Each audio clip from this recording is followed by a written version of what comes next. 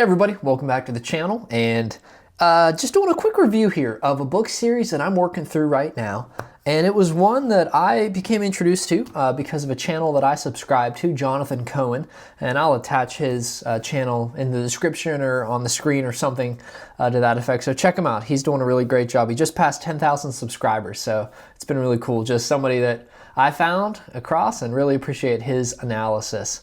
And so one book that he and I just were briefly able to discuss in a question and answering that he was doing was some series that maybe he enjoyed that maybe the general book world hasn't accepted, doesn't like, doesn't know very much about, and he directed me towards this series. So I wanted to check it out, and it is Kevin J. Anderson's Wake the Dragon series. And book one that we're going to talk about, just as way of introduction, is entitled The Spine of the Dragon. Spine of the Dragon. And this book answers an interesting quandary. What do you do when there is an existential threat to the entire world,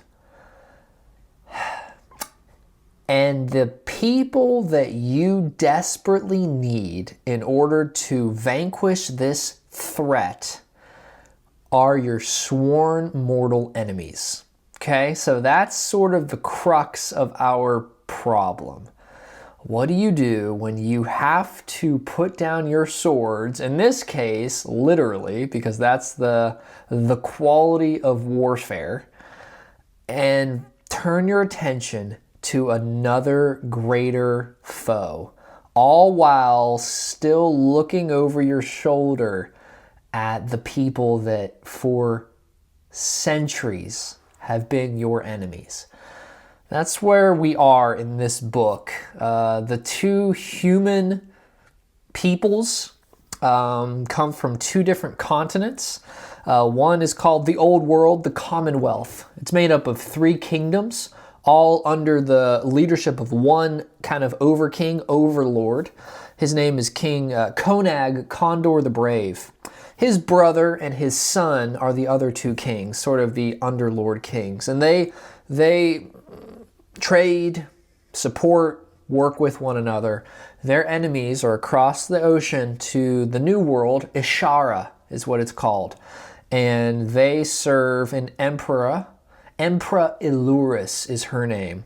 She has sort of her own problems because her key priest lord, his name is Priest Lord Clovis, really a despicable creature.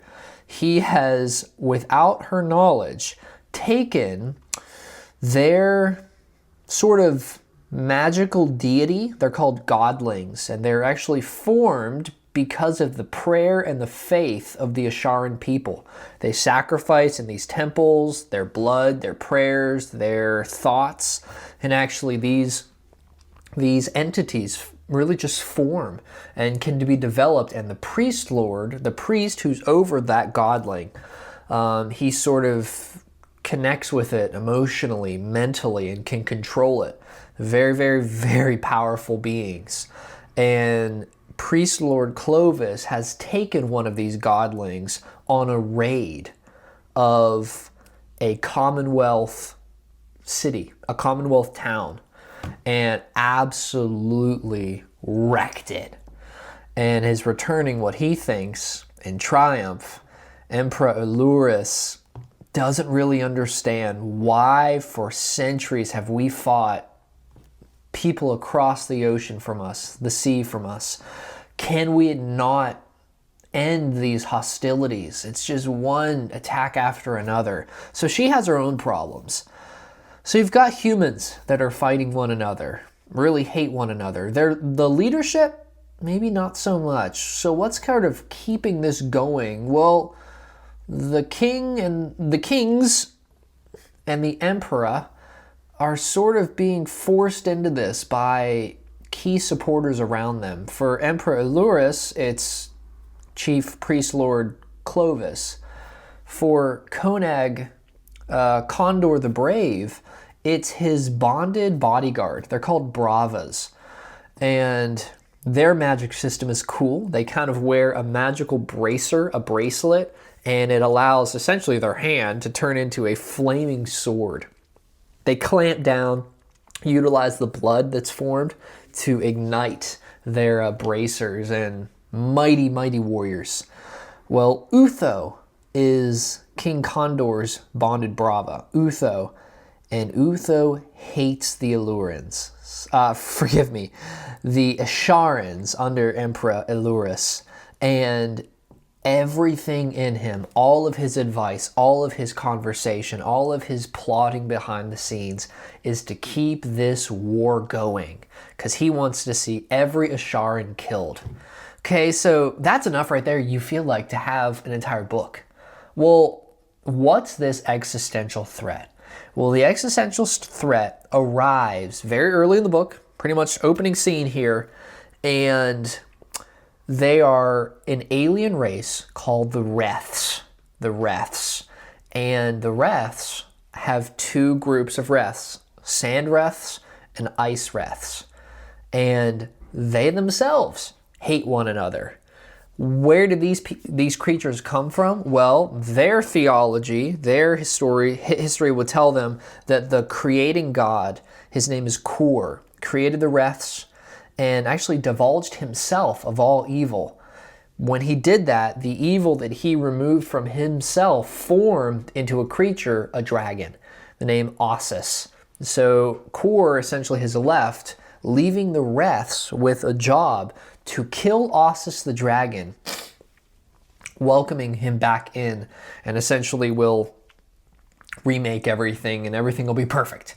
Well, the Reths are continually throughout the ages not doing that because they keep fighting themselves. So you've got humans that are fighting themselves, Reths that are fighting themselves, and the Reths, according to their history, of course, I'm still reading through this series. I'm on book 3 right now, so I don't know how it's going to end. But according to their teachings, they created humans. Kor created the Reths, Reths created humans. And the Reths feel like they should just be able to use the humans as like the pawns in their own war. So you've got Reths that should be destroying the dragon, now kind of interfering with the humans. And this existential threat is the world seems to be quaking and shaking, and mountains are crumbling because the fear is the dragon is going to wake up and he is going to destroy everything. So the humans, they are going to have to get to a place where they ally themselves to one another, defeat the Reths, and somehow defeat Ossus. Or defeat the Reths so that they can't wake up the dragon with whatever magic system they got going on and try to keep that thing sleeping. Or who knows, seemingly insurmountable odds. But not all of the leadership is as convinced that the Reths and Ossus are the main threat. Again, I mentioned the Bravas and key priest Lord Clovis. And so you have here really the makings of an all or nothing battle. Will the humans get their priorities straight? Will they be able to work together using the resources at their disposal in order to fend off the Reths and Ossus? Or are they going to pull themselves apart? The Reths are going to easily destroy them and then do whatever they want. That's sort of the main issue here. Well, I would encourage you to check it out because there are a lot of characters, but I feel like a lot of these plot lines, when one progresses, you feel like, how on earth is this going to affect the whole thing? Because I know what these two parties want to do. And if that happens, well, everything over here is going to be horribly affected. Or if this group wins, everything over here is going to crumble. How are all of these loose ends going to tie back together? What is going to happen? And that's where I'm at right now, really enjoying the read. And I would encourage you, check it out, please. Kevin J. Anderson's The Spine of the Dragon. book one in Wake the Dragon series, and I'd really be interested to know, how do you relate to these different characters? What is your impression of what to do when, can you possibly trust or even come to a point where you can discuss with your ancient foe something that's for the greater good? That's where they're at. Will they be able to do it? Well, book one, check it out. You'll see the different characters are pushing for their own agendas, sometimes not a good agenda. And how is it all going to relate? How's it going to lead into book two? I encourage you to please, please, please read it. Now for the last couple minutes here, just sort of the spoiler at the end, just for us who have read it and curious to know sort of how you have responded to it. Ultimately, Konag Condor is able to make connection with Emperor Elurus, and they agree to meet on essentially an island right in the middle of both continents that has been fought over as sort of an outpost for, again, it's gone back and forth between Old World, New World, Old World, New World. So many people have died trying to defend this little craggy rock. Well, they agree to meet, and in an absolutely horrendous act of violence, Utho, the king's bonded brava, his own bodyguard, takes matters into his own hands and assassinates the king. Now, all the other characters are unaware of this, and he is going to do his best to pin it on the Asharans, while at the same time, Clovis, Elurus's key priest lord, has also organized her assassination. And it fails, but she's essentially rendered unconscious with, as far as people are concerned, a horrible brain injury. And so you have the leaders of both of these kingdoms killed and seriously maimed. You have the blame pointed at one another, all while these wraiths, the sand wraiths, who are trying the let's lie and manipulate the humans, the frost wraiths, the ice wraiths, the frost wraiths, who are just pretty much dominating and destroying the humans. You've got them still out there. Are they going to be able to take everything over? Well, we will find out. The big problem, though, when the Konag is killed, his heir, Prince Mandam, is elevated to the throne, and you could not have a worse king, as you're going to find out, than Mandam. So that's where it ends. Again, there's a lot of sub-characters. There's many that I have not addressed here that are very integral into it. However, that is sort of how book one ends.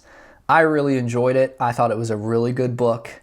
Again, there are some elements that are maybe a little bit more graphic than I would like, but I think you can appreciate that it really makes you despise certain characters. And Anderson did a good job there. So I really would rate it 4 out of 5. I enjoyed it. I mean, to me, it's not my favorite of all books, but I thought it was a really, really well done book. Really set up for a great world, very immersive, one that I felt like was very easy to get into and to know what was going on. So check it out. Kevin J. Anderson, Spine of the Dragon.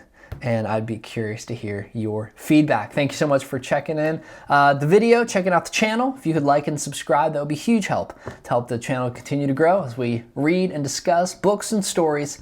We'll look forward to getting back together in the next video. Thank you.